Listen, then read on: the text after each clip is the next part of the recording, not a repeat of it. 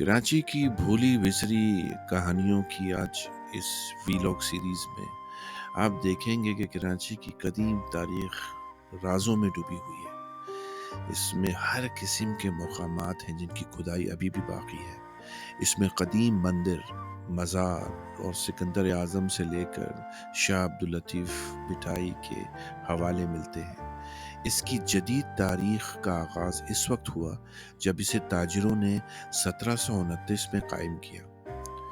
Rampant road आज भी पुराने शहर के दायरों को निशानजद करती है। ईस्ट इंडिया कंपनी ने 1843 को सर चार्ल्स नेपियर की कमान में कराची पर कब्जा कर लिया था। यूं कराची को शहर में तब्दील करना शुरू कर दिया गया। कराची 1870 की दिहाई में रेत से अटा हुआ एक शहर था।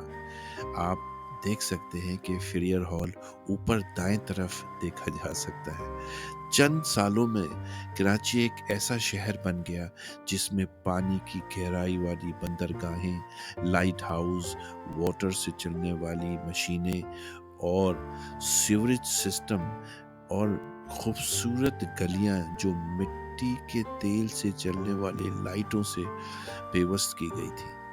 इसकी बढ़ती हुई आबादी के लिए घर, दुकानें और दफ्तर सब बनाए गए।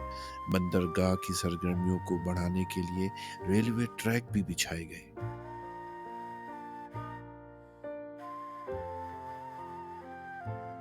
सर चार्ल्स नेपियर ने कराची के लिए एक ख्वाब देखा था। Karachi the star of the east. Karachi मशरिक का सितारा है।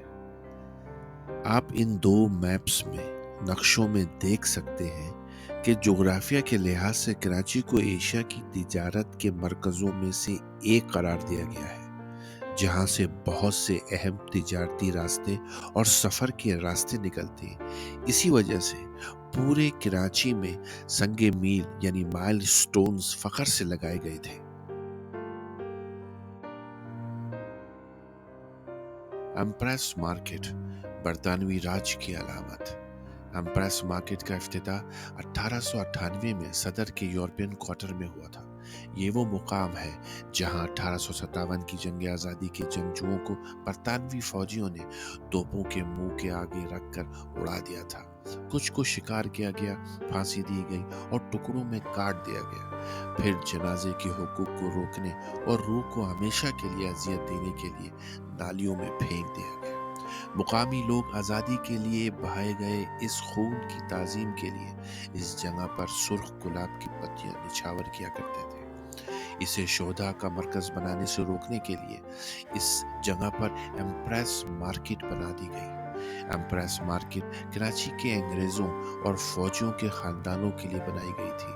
अंदर की दुकानें गोश्त, सब्जियां, फल और घरेलू सामान फरोख्त किया करती थी और इनके चारों तरफ कैफे, बाजार और रेस्टोरेंट थे। मुकामी लोगों को मार्केट में दाखिल होने के लिए इजाजत दरकार थी।